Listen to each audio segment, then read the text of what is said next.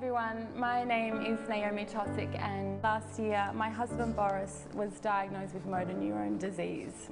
It's also known as ALS or Lou Gehrig's disease, and it's the same disease that Stephen Hawking had.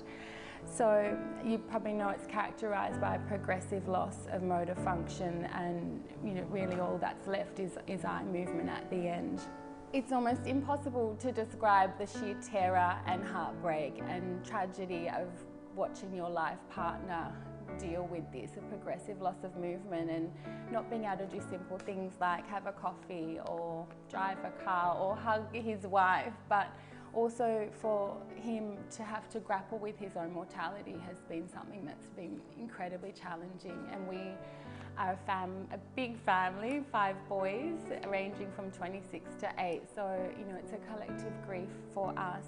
So despite my circumstances, I've felt that undeniable presence of God and a closeness of God, and this is a God so determined to remove all this pain and death and disease and heartbreak that He came in the form of His Son to take all of this destruction and evil on Himself.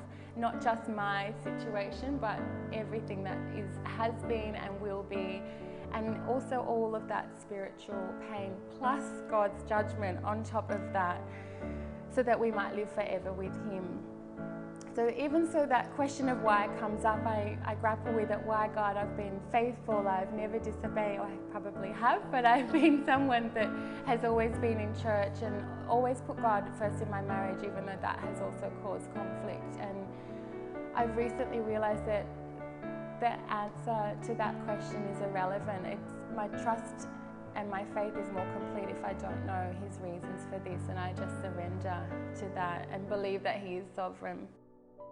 The readings of Elizabeth Elliot have been really, really helpful. She was a missionary and she lost 2 husbands to terrible fates. And this quote from her is long, but I think it's just so powerful.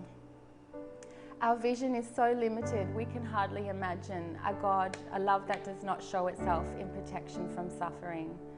The love of God is of a different nature altogether. It does not hate tragedy. It stands in the very teeth of suffering. The love of God did not protect His own Son. The cross was proof of His love, that He gave that Son, that He let Him go to Calvary's cross, so legions of angels might have saved Him. He will not necessarily protect us, not from anything it takes to make us like His Son. A lot of hammering and chiseling and purifying by fire will have to go into the process.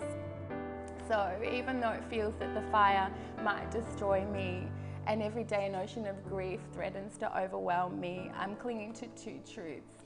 1, that God loves me infinitely, and 2, that God is sovereign and He will work all things out for His glory. So to end on another beautiful quote by Elizabeth Elliot, I'm putting my fear and pain and grief in the hands of Him who was wounded for me.